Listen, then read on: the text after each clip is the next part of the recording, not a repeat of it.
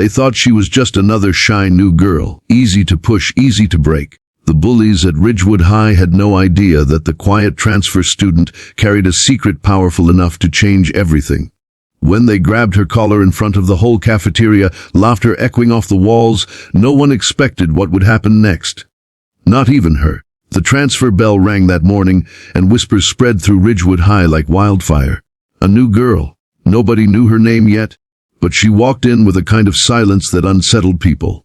Her uniform was neat but simple, her backpack worn at the edges, and her eyes seemed to carry the weight of places she had been. She kept her head low, avoiding the curious stares, as if she wanted nothing more than to disappear into the corners of the school. Her name was Alina. No one knew that yet. The teachers only said, "Class, please welcome our new transfer student." Alina spoke so softly that many barely heard her introduction. The room was filled with side comments and muffled laughs. To the bullies, the self-proclaimed kings and queens of the school, Alina was already marked. Quiet kids were their favorite targets, and Alina, with her fragile-looking frame and soft tone, was perfect prey. At lunch, she sat alone with a simple sandwich, unbothered by the noise around her. But silence in Ridgewood High never lasted long. Tyler, the leader of the group, strutted over with his friends. His smirk was the kind everyone at school recognized, the smirk of someone who thought the world revolved around him. Well, what do we have here?" he said loudly, making sure all eyes turned their way. "New girl thinks she's too good to sit with anyone?" Alina looked up, her expression calm. She didn't answer. That silence burned Tyler's pride. He leaned down, his voice low but sharp. "When I talk, you answer. Got it?" Still, no response. The cafeteria buzzed with anticipation. Whispers spread. "She's going to regret this." Tyler's hand shot out, grabbing Alina's collar, yanking her forward so the whole room could see. A chorus of gasps filled the air, but in that moment, something flickered in Alina's eyes. Not fear, not weakness. Something else. She gently lifted her hand and placed it on Tyler's wrist. Her voice, though quiet, carried through the room. "Don't touch me." It wasn't loud, but it silenced the cafeteria. Even Tyler froze for a second, surprised by the firmness in her tone. His friends laughed to cover the tension. "You gonna stop me, new girl?" Tyler mocked. Alina slowly removed his grip from her collar, not with force but with precision, as if she knew exactly where to apply pressure. His hand slipped free before he realized what happened. The bullies laughed nervously, unsure what they had just witnessed. Tyler stepped back, trying to brush it off like it was nothing.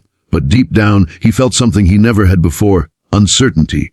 Alina sat back down, calmly picking up her sandwich as though nothing had happened. But whispers began to spread. "Did you see that? She didn't even flinch. How did she do that?" By the end of the day, Alina was no longer just the quiet transfer girl. She was the mystery everyone wanted to solve. The next few days were worse. The bullies couldn't let it go. They followed her in the hallways, waiting for her to trip.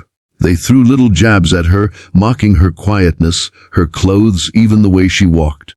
But Alina never reacted. She kept walking, her eyes distant, as though she carried a world they couldn't touch. The harder they pushed, the stronger her silence became.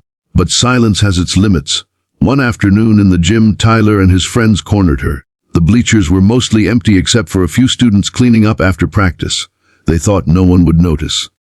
"Still too good to talk, huh?" Tyler sneered, stepping closer. His friend Mark shoved her shoulder. Another reached for her bag. This time, Tyler grabbed her collar again, yanking her closer, expecting the same silent resistance. But Alina's hand moved faster than anyone could follow. She twisted his arm, stepping aside, and in one fluid motion had him bent over, gasping in pain. The other bullies froze. "Stop," Alina said again, her voice steady, her eyes locked on his. "You don't want this fight." The students watching were stunned. No one had ever stood up to Tyler, let alone taken him down in seconds. She let him go, and he stumbled back, red-faced with humiliation. He opened his mouth to snap back, but before he could, one of the onlookers spoke up. "My brother's in the army?"